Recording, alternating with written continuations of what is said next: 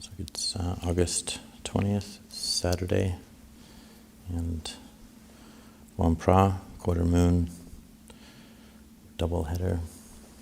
So we have both a Saturday night talk and Wamphra talk all in one.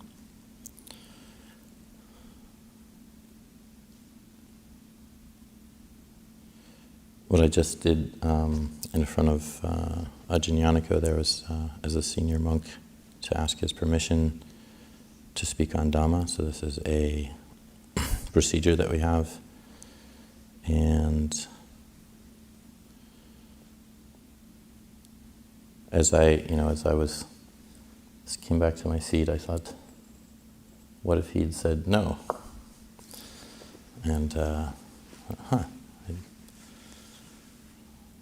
it's just such an easy thing to take for granted. It's just a procedure. It's just something we do out of respect, and we do it. We wouldn't normally begin a Dhamma talk without asking the senior monk. It's just beautiful behavior, but Ajahn Cunda could say that. He could say, "Nope, change my mind," and that just did, when I thought that, it just didn't enter my mind that that's a possibility, that sense of, no, this is what's going to happen. I'm going to give the Dhamma talk. Ajahn Cunda asked me to, and that's what's happening next. And I have a lot of gratitude for the Buddha putting this sense of what anicca is as front and center of our practice. He really said that we need to look at how much we believe we think we know. And I tend to bring that a lot into my practice. Anicca is that sense of unknown, that it's not known, and nicca is knowing. So Ajahn Chah, as most of you know, would also translate that as not sure. And the translation normally in Pali is impermanent. So it's not just what's unknown, but it's also just that everything has an impermanent basis to it. And we think that there tends to be things that will just last, that I can rely on this cup I'm using here, it's not going to break while I'm using it. Although I saw that once. I saw that somebody was using a cup, a teacher one time, and the cup broke while he was using it.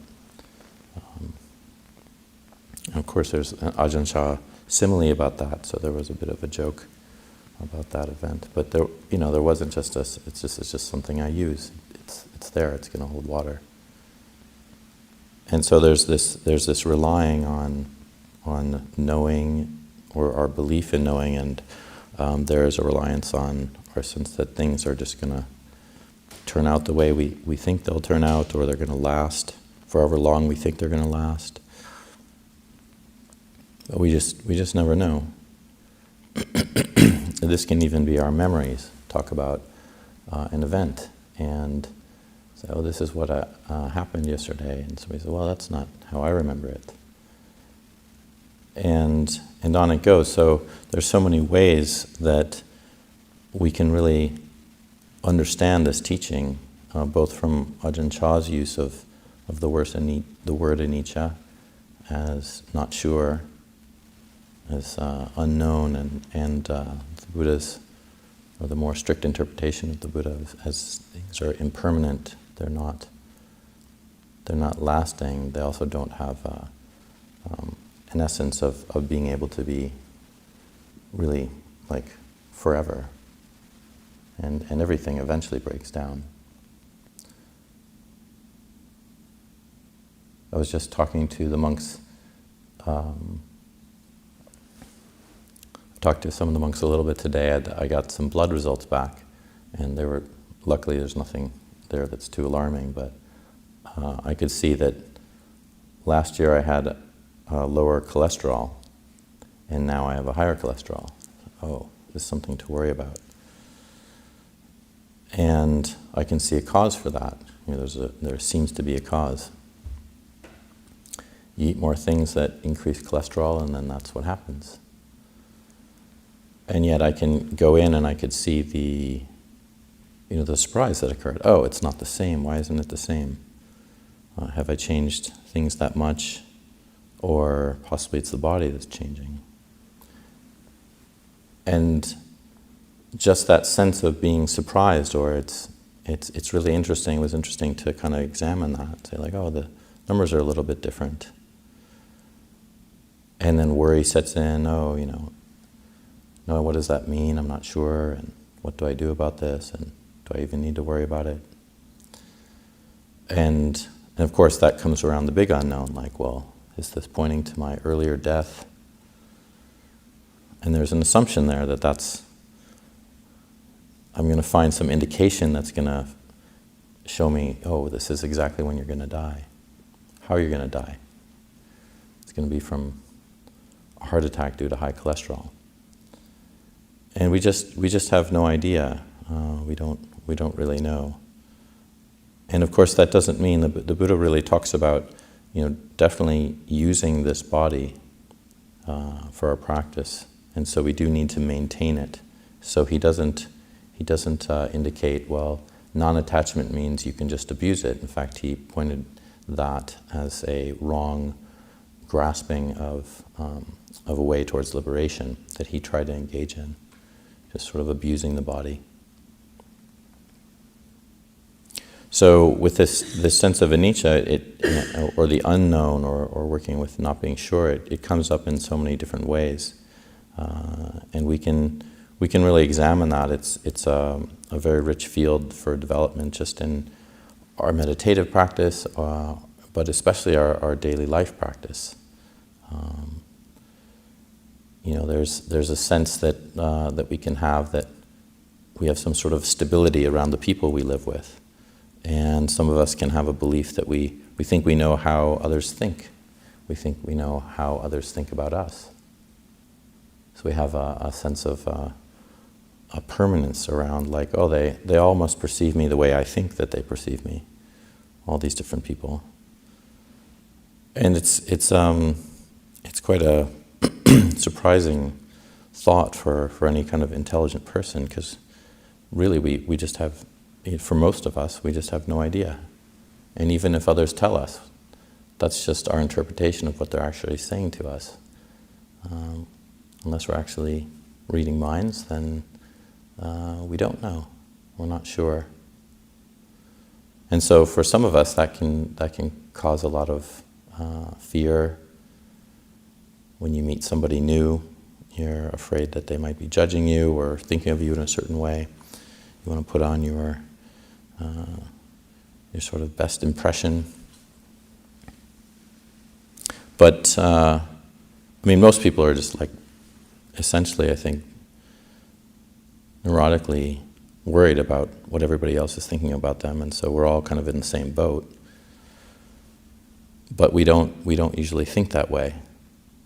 It's usually more of a thought of thinking, oh, how is this person going to think about me? And we can often forget, oh, well, how am I thinking about them? And they might be worrying about the same thing. And yet this worry, as I'm mentioning,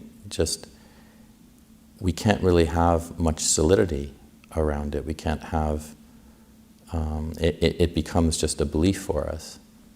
And I would guess that everybody in this room has had experiences where that you thought you were on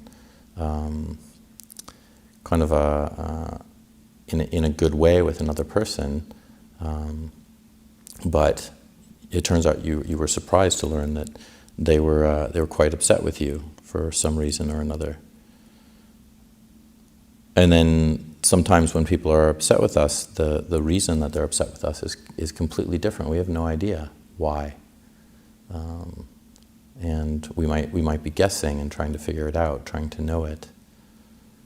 Or the person who's upset with us might bring something up, and actually it doesn't have anything to do with us.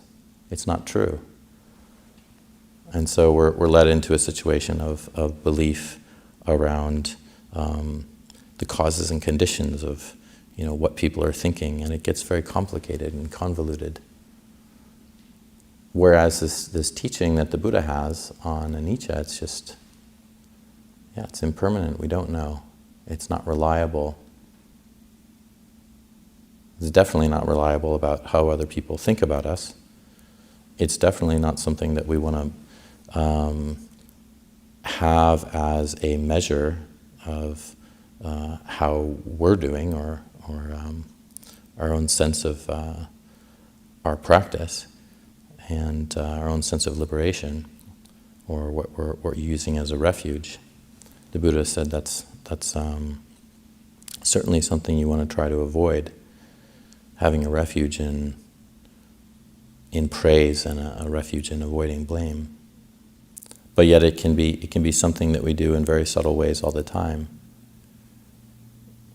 Just the inflection of a voice, or how we're speaking to somebody, or the question we ask of them.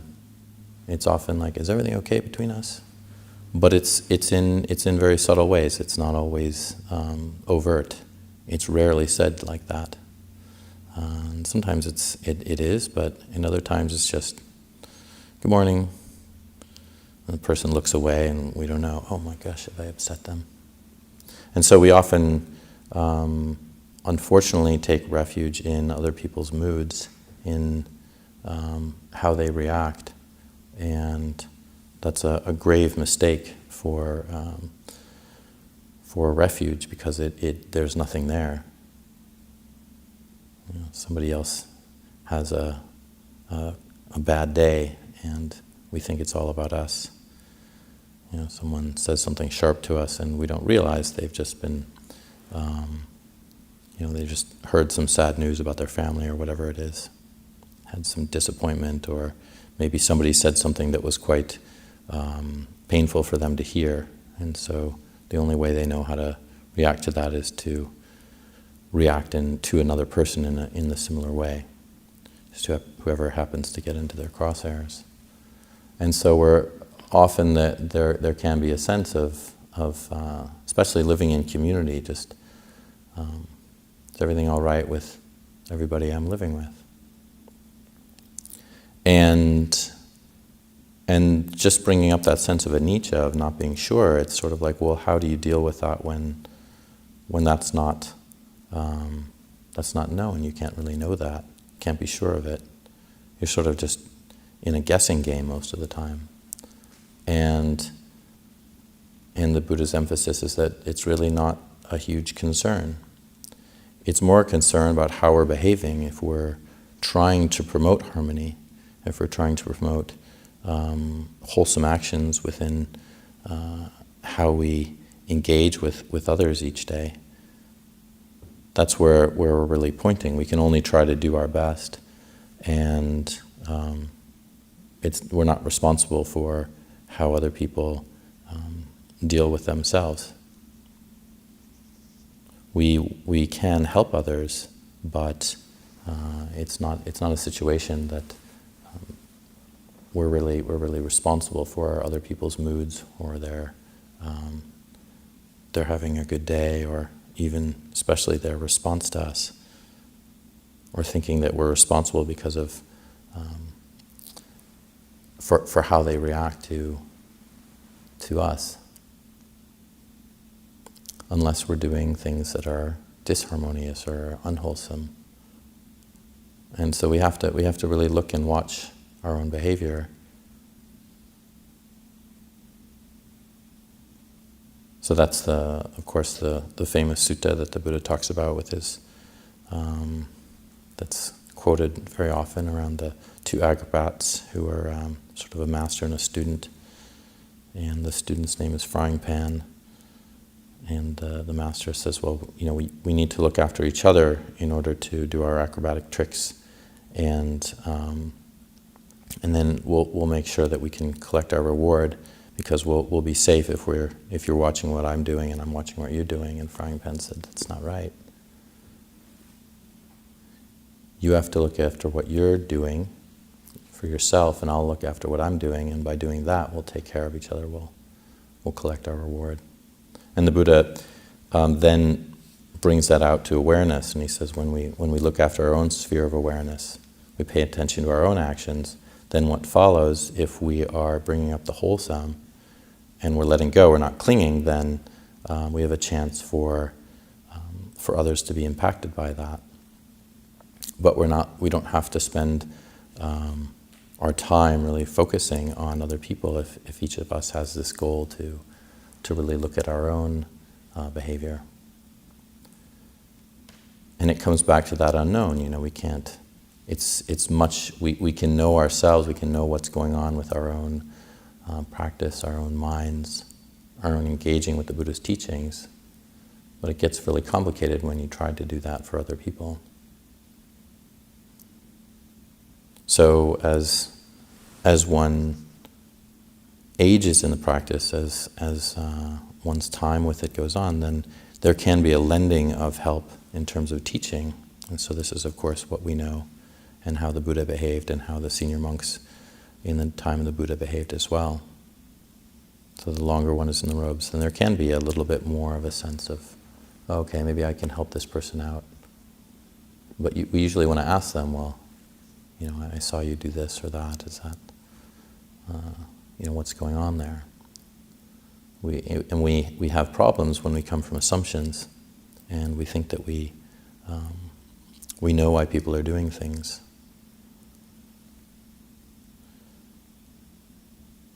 And just think to yourselves, like how often does that come up? Like just in the last week that you thought you've been annoyed with somebody else.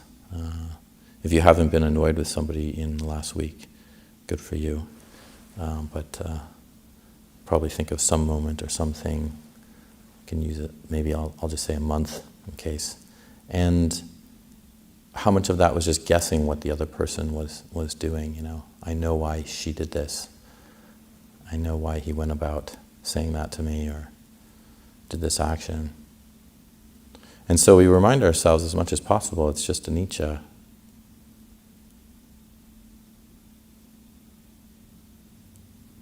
Most of us have very little understanding of other people's motives. Even if we know them for a long time, we're just guessing.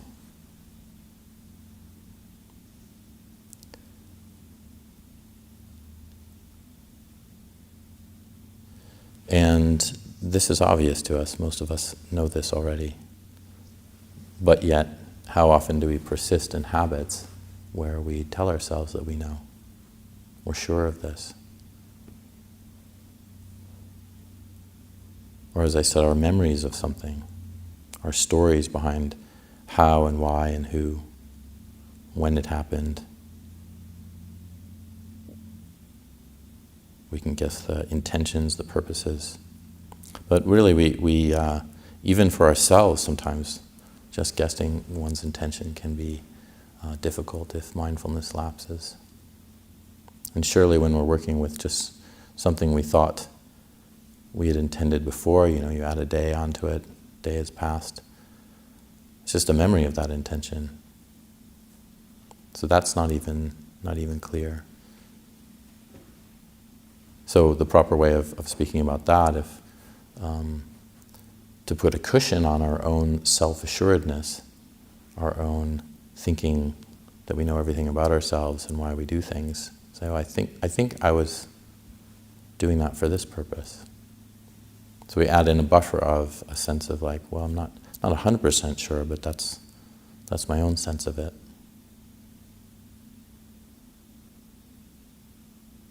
And we can do that with people when we speak to them. We can say, oh, as I remembered it yesterday, it was said like this, or it was done like that. And just the hearing that from somebody, it's just it really is such a relief to kind of hear that kind of language spoken, because when you do hear somebody say something that you disagree about, then that struggle in the mind arises. Oh, they're wrong. I know I'm right.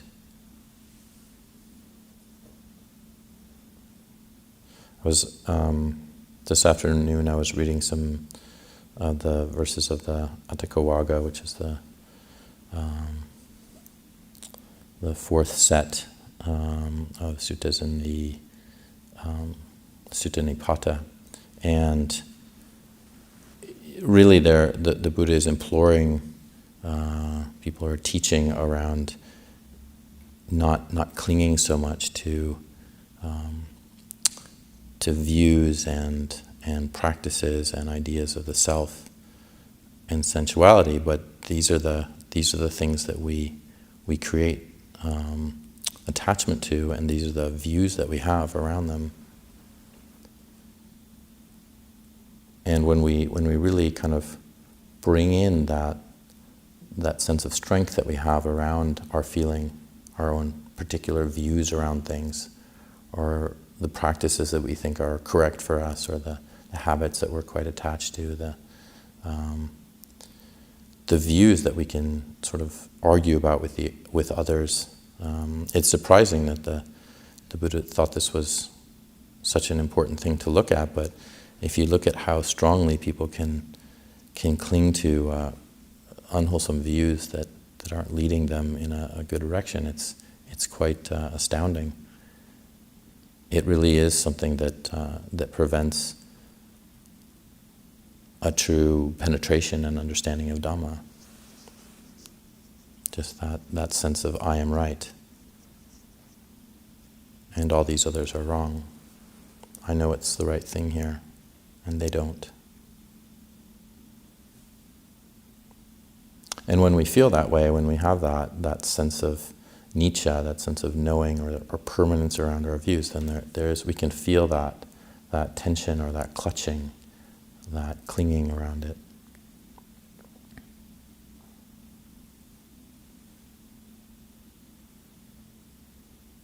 And it can kind of come up out of nowhere, in terms of not knowing that you actually had this view, and somebody says something that you think is completely different. And if you are caught off guard, you're all of a sudden kind of defending your particular viewpoint around something.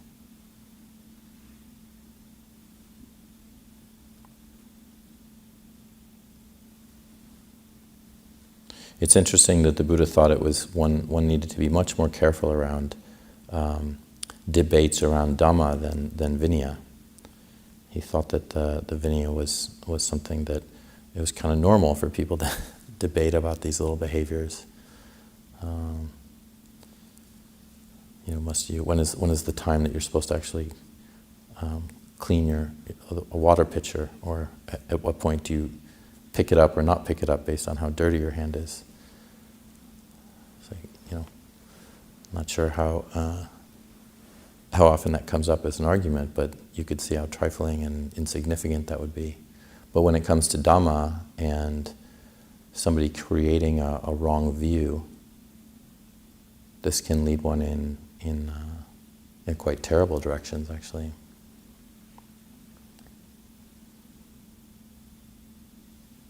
And there is, of course, an irony in the fact that when we have views that we cling to, and we have a lot of things that we believe in and we argue, there is something that the Buddha also says we need to attach to, and that's a particular view as well, where he calls that right view. And so that is something that he says you want to get a sense of knowing around. And the knowing around that is, can you understand karma? Do you have a sense of that there are causes and conditions, there are actions, there are results? And the other main aspect around right view is seeing through the Four Noble Truths.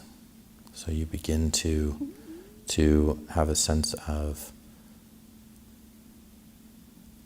understanding what it is that the Buddha is teaching around dukkha and desire and the uprooting of desire, as we chanted just at the beginning of our puja.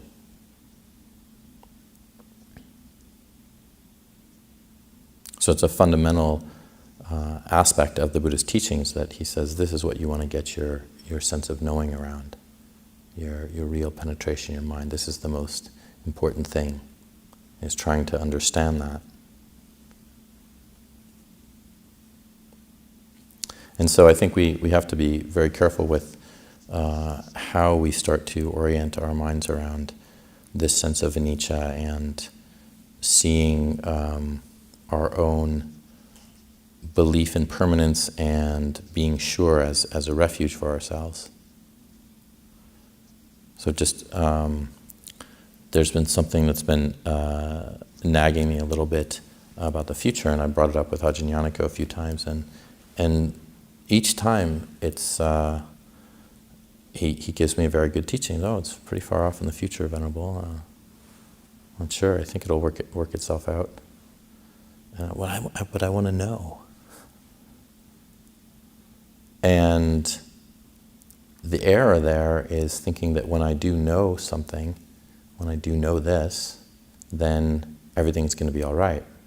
Everything will fall into place and I won't suffer. There won't be any problems. And I can rest, I don't have to worry.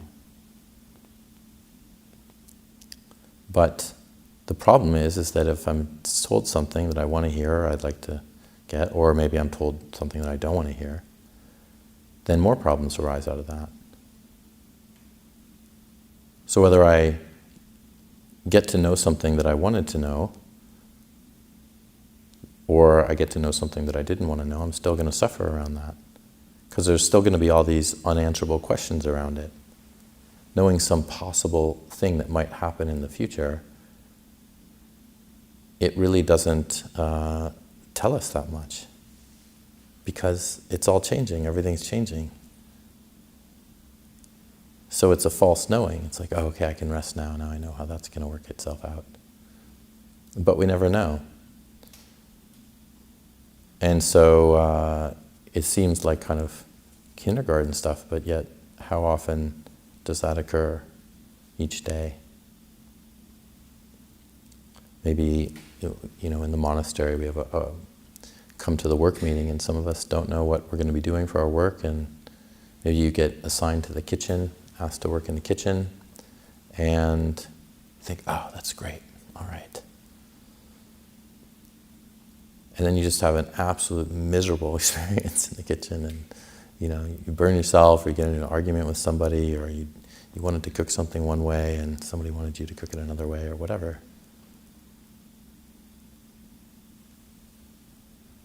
Or you're upset you're in the kitchen. Oh man, I'm in the kitchen again. Gosh, just anything but the kitchen. And then you're on like a 45-degree slope with like multiple poison oak branches, just, you know, all around your body, and you know, make it down in time to get a shower, and there you have it. Why wasn't I assigned to the kitchen?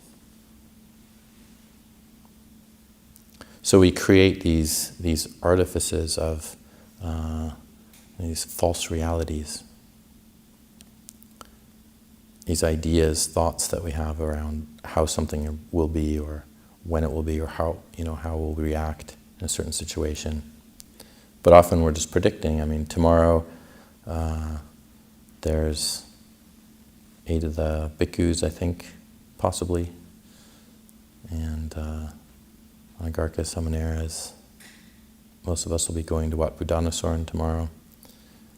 But maybe just the cars won't start, or somebody will have just wandered up the driveway, or a couple of people, and oh wow, look at these nice vehicles right here.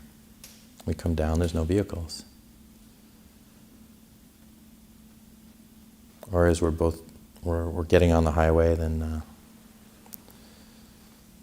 Prius and the van kind of hit each other in the wrong way, and they both flip over, and 90% of the community is dead. It's funny, but it's say that, but it's a possibility. There was 4 very famous Kruba Ajahns, these are senior monks in Thailand. I think it might have been in the 50s or so, I can't remember, and they were considered very highly attained monks. They got on this plane, and plane crashed, and they were all dead. 1978. 1978, so.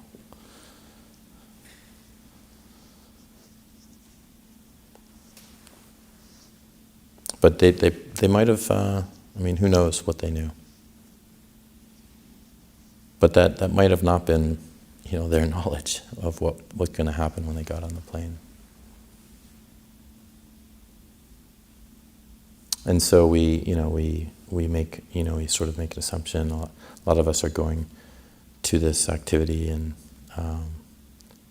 might have different feelings around what's going to happen tomorrow. And often it's a sense of like, well, I'm not going to have my comforts. I'm going to be out. I'm not going to be able to go to my kuti in the afternoon. And,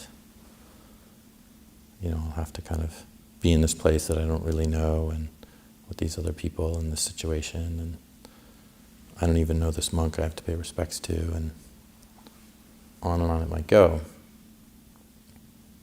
But if we try to use this experience in a way for awakening our own minds, then we say, oh, how can I let go of this clinging of wanting to have something my way or of knowing how it's going to go? Say, maybe I won't get to Wat Budhanasaran. Maybe I'll just get left at Black Oak Coffee, everybody leaves, and I'm just stuck there.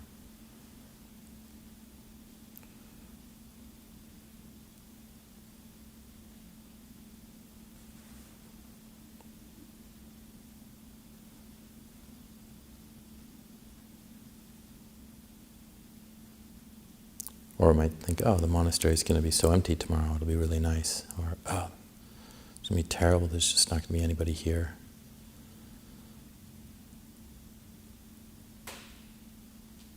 So each way that we kind of think, we just want to keep bracketing that sense of, oh, right, this isn't known.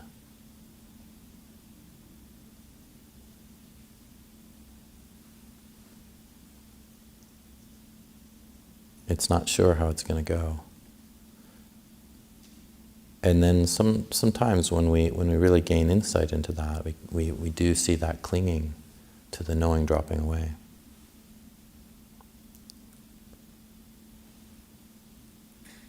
And then the really bright experience we can have with that is, oh, right, this is like so much better when I am able to let go of this, when I'm able to sort of embrace that unknown and just be okay with it.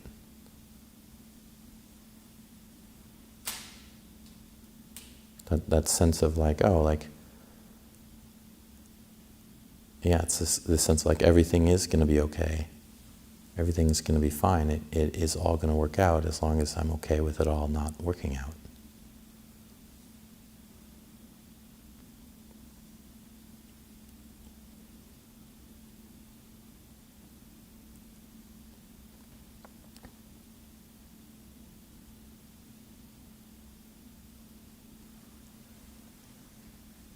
So these are just some encouragements to work around that sense of the unknown, that sense of how we can introduce that more into our practice.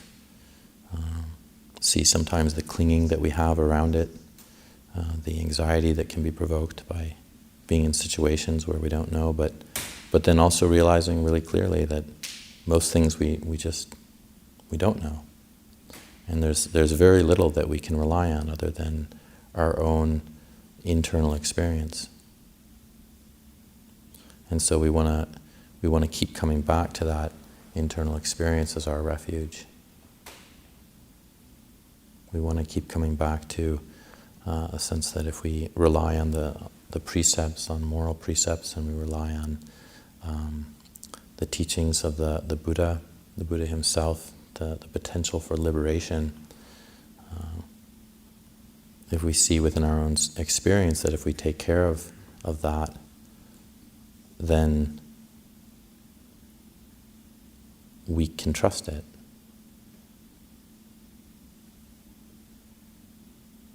Even when we're unsure, even when we aren't in the know about everything.